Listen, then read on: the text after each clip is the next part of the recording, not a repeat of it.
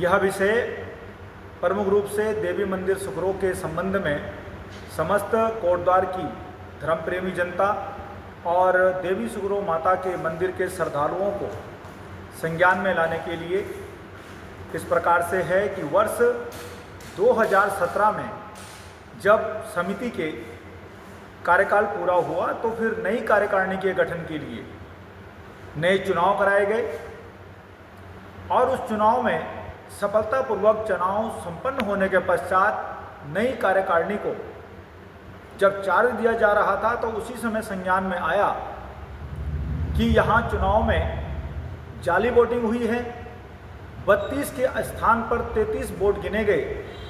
और इस कारण जो एक बार हैंडओवर चार्ज की जो एक रस्म होनी थी वह रुकी गई और यह मामला विवादों में उलझता चला गया। मैं अपने बीच में इस पूरे प्रकरण की स्वयं साक्षी रही सुश्री पिंकी जी से इस विषय में और प्रकाश डालने के लिए निवेदन करूंगा। नमस्कार। देखिए 2017 से जैसे आपने अभी बताया प्रोफेसर भाई साहब ने कि केस चल रहा है और ये केस इसलिए उलझा कि लोगों ने जाली वोट डाली थी। वोट थे 30, उसमें से हम 2 मेंबर थे नहीं। मैं खुद 16 की वहाँ पे सदस्य हूँ। मैं खुद बीकानेर थी, मेरा वोट भी डाला गया और 30 की जगह वहाँ पे 33 वोट पड़ी जो कि मतलब बिल्कुल फ्रॉड थे। और उससे पहले इन लोगों ने एतराज़ जताया कि सचिव साहब वोटिंग नहीं करवा सकते, जबकि उससे पहले 2 सचिव जो थे सौरिया जी मिश्रा जी उन्होंने भी चुनाव करवाया था और एक शिषपाल नेगी जी उन्होंने भी सचिव रहते हुए चुनाव करवाया था। और बायलॉज में भी लिखा हुआ है कि अगर चुनाव प्रक्रिया में कोई गलती पाई गई है तो जो वहाँ के मंदिर समिति के सचिव है उस चुनाव को निरस्त कर सकते हैं। इसको आपत्ति को उन्होंने दर्जा है कि नहीं आप ऐसे नहीं कर सकते, हम यहाँ की समिति के अध्यक्ष हैं। और इस प्रकरण को वहाँ के जो उस समय के निवर्तमान अध्यक्ष थे या हम उनको वर्तमान ही बोलेंगे प्रताप सिंह जी वो कोर्ट में ले गए, लेकिन उम्र ज़्यादा होने के कारण अस्वस्थता के कारण उन्होंने अपना जो केस था अपना प्रतिनिधि उन्होंने खंतवाल जी को वहाँ पे चुना कि मेरी तरफ से केस की देख रेख जी लोग करेंगे। तो वर्तमान में ये समस्त मंदिर समिति की जो जितनी भी जिम्मेदारियां हैं कर्मचारियों के वेतन से लेकर के और मंदिर के रख रखाव तक, ये समस्त जिम्मेदारी श्रीमान वासवानंद जी खंतवाल ही पूरी करते आ रहे हैं। साथियों, यहाँ पर यह विषय महत्वपूर्ण है कि उसके बावजूद भी यह मामला 9 सितंबर 2024 को माननीय उच्च न्यायालय में चला गया है और इसके पहले वहाँ पर जिस तरह की अनियमितताएं, जिस प्रकार की समस्याएं मंदिर समिति में गतिरोध जारी रहा, ये सबके संज्ञान में आना बहुत जरूरी है और इसके वजह और कारणों पर भी हम लोग आज जरूर चर्चा करें। कारण ऐसा नहीं है कि मंदिर समिति जो है किसी एक व्यक्ति विशेष की या समिति की है, ये पूरे क्षेत्र का, श्रद्धा का, हर एक भक्त की आस्था का बिंदु है और माता का आशीर्वाद पूरे कोटद्वार के समस्त जो धर्म प्रेमी जनता है उनके पास हमेशा बना रहता है। तो विषय फिर वहाँ पर यह देखने में आता है साथियों कि 2023 में पुनः चुनाव प्रशासन की देखरेख और निर्देश के बाद जब कंडक्ट होने की नौबत आती है तो वहाँ पर भी कुछ असामाजिक तत्वों के द्वारा गतिरोध उत्पन्न किया जाता है, चुनाव निरस्त होते हैं और उसके बाद स्वघोषित समिति के द्वारा एक समानांतर व्यवस्था बना करके इसमें ये सारा संज्ञान देखने में आ रहा है कि जो खास करके दुकान, जो मंदिर समिति की 22 दुकानें हैं उस पर काबिज जो दुकानदार हैं वही मंदिर समिति में न केवल अध्यक्ष, उपाध्यक्ष, पदाधिकारी बनना चाहते हैं बल्कि बने हुए हैं। वो जो तदर्थ समिति और बाकी के जो पदाधिकारी हैं वही मंदिर के दुकानदार आज व्यक्तिगत लाभ के लिए ये देखने में आ रहा है। वहीं दूसरी तरफ ये भी देखने में आया कि जो दुकानदार मंदिर समिति की माता मंदिर के अंदर दुकानदार है, लाभार्थी है, वो अपनी दुकान को किसी और, यहाँ तक कि मुस्लिम विधर्मियों को भी जो है कि किराए पर दे करके बैठे हैं, ऐसा भी मामला संज्ञान में आया है। तो इस तरह से एक तरह से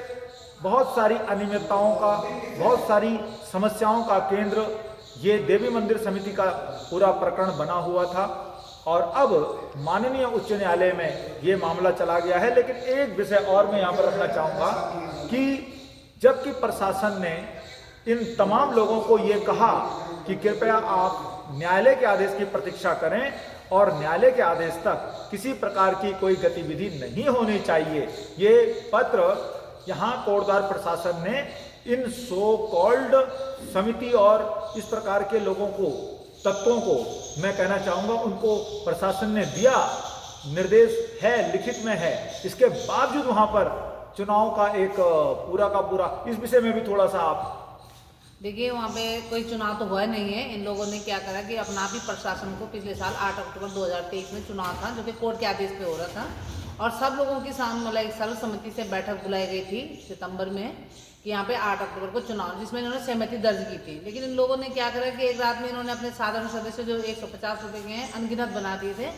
और उनको जो मंदिर का बायलॉज है, कानून, उसका जानकारी नहीं थी कि उनको 1 महीना होना जरूरी है, उनकी सदस्यता होना जरूरी है साधारण सदस्यों की। लेकिन जिस दिन 8 अक्टूबर को चुनाव हो रहा था, उनके सदस्यों को 20 दिन भी पूरे नहीं हो रहे थे, तो इन्होंने हंगामा मचा दिया कि आज चुनाव नहीं होगा, सचिव नहीं करा सकते, चुनाव तो प्रशासन कराएगा। और उन्होंने प्रशासन को लिख दिया कि आप चुनाव कराओगे। फिर उन्होंने प्रशासन को खुद ही लिख दिया कि आप अब चुनाव नहीं कराओगे, हम खुद ही चुनाव कराएंगे। और प्रशासन ने हमको कोई सूचना नहीं दी कि वहाँ पे चुनाव है, और नहीं इस स्वयंभू समिति जो होगी हुई है, इन्होंने हमको बताया कि आज चुनाव। फिर हम इनके बुलाने पे जाते भी क्यों, क्योंकि प्रशासन ने हमको बताना था, क्योंकि प्रशासन उसमें नियुक्त हो चुका था। प्रशासन ने हमको बताया नहीं कि हमें यहाँ पे भी प्रशासन में थोड़ी मेरी भगवत लगती है कि इन लोगों के साथ मिली हुई है, क्योंकि प्रशासन हमारे साथ कभी भी साथ नहीं दिया। हम अपने लिए नहीं है, हमारा व्यक्तिगत नहीं है, जनता की मंदिर है, हमारी व्यक्तिगत नहीं है। मंदिर सबकी है, उसमें अच्छे लोग आगे आए, उसको सम्माने। लेकिन इन लोगों ने अपनी व्यक्तिगत स्वार्थ पूर्ति करने के लिए बुजुर्ग जो सचिव हैं वहाँ पे, जो इतने सालों से चला रहे हैं, उन पे आरोप लगा है कि मंदिर के तोहफे,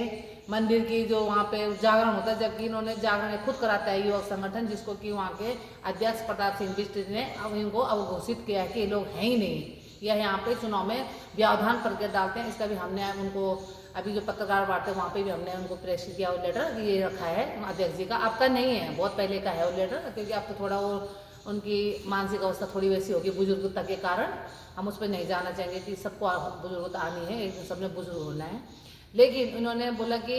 वो खाते हैं, और ठेली दुकानदार पे खुद हैं पदाधिकारी, तो जब इनकी दुकानों के आगे ठेली लगी हैं, तो हमने ये सुना है कि बाजार में भी जो बढ़िया लोग हैं उनकी दुकानों के जो ठेलियाँ होती हैं उसके पैसे लेते हैं वो। तो देव मंदिर में जो दुकानदार है, हो सकता है कि ठेलियों से लोग पैसे ले रहे होंगे, उसका इल्जाम इन्होंने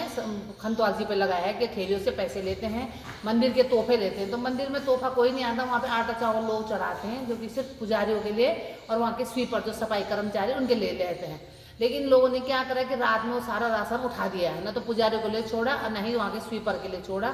ये वहाँ के मंदिर के इन्होंने क्या करा कि 2017 में इन्होंने दान पात्र भी तोड़े गए, जो कि सिख एक कोई आदमी था सरदार, उसके द्वारा इन्होंने 3 बार मंदिर को सब दान पात्रों को तोड़ा, उनकी संपत्ति को ले गए मंदिर के, और उल्टे काम करने मतलब उल्टे सीधे काम करने के बाद सारे इल्जाम अभी आज खंतवाल जी पे लगा रहे हैं। और इस तरह से देवी मंदिर सुकरो की जो मंदिर समिति है, उसमें जो लोग जिस प्रकार से आचरण कर रहे हैं, या छीना झपटी मंदिर समिति के संसाधनों पर, दुकानों पर काबिज होने का प्रकरण, मंदिर समिति में ये केन प्रकार घुसने का प्रकरण, ये सारा जब हमारे संज्ञान में आया, तो आज हम लोगों को ये विषय विचार करना पड़ रहा है कि क्या ऐसे तत्वों को जो स्वयं माता के मंदिर की गरिमा को न तो बरकरार रख पा रहे हैं, यहाँ तक सुनने में आया है कि वहाँ पर मांस मदिरा इस तरह का भी बड़ा खुला आचरण, शराब की बिक्री, और जो लोग जो लोग इस तरह के मंदिर के समिति के पदाधिकारी करने का प्रयास कर रहे हैं, उनकी शराब बिक्री के मामलों में उनको पकड़ करके पुलिस कोर्टदार तक लेकर के जा चुकी है, ऐसा प्रकरण भी संज्ञान में आया। तो इस तरह से आज ये बहुत महत्वपूर्ण बात, ये जितना भी यहाँ पर प्रकरण और ये सारी जो वार्ता बताई गई है, ये जो डिटेल ब्रीफिंग दी जा रही है, इसके साक्ष्य हर बार की जो, चाहे वो 2017 के चुनाव में जाली और फर्जी वोटिंग के द्वारा मंदिर समिति पर काबिज होने का प्रकरण हो, इसकी प्रशासन को दी गई जो तहरीर है उसकी पावती के साथ 2019 में जो मंदिर के खजाना बॉक्स दान पात्रों को तोड़ने का प्रकरण, उसमें जो आपराधिक प्रवृत्ति उसके लिए जो थाने में रिसीविंग है, एसडीएम, कोटद्वार, प्रशासन, इन सब को प्रत्येक घटना के बारे में ये जो प्रकरण बताए गए हैं, इनकी पावती सबूत के साथ उपलब्ध है, और अब ये माननीय उच्च न्यायालय में रख दिए गए हैं। अब निर्णय का इंतजार है, और ये भी देखना बहुत महत्वपूर्ण रहेगा कि इस तरह की घटना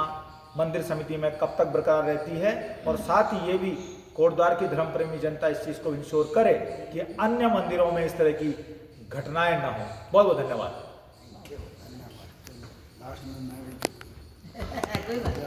अच्छी ये बात है। मैंने वो कर्नल प्रसवान को भेजना नहीं, ये मेरे को डालना, आप वीडियो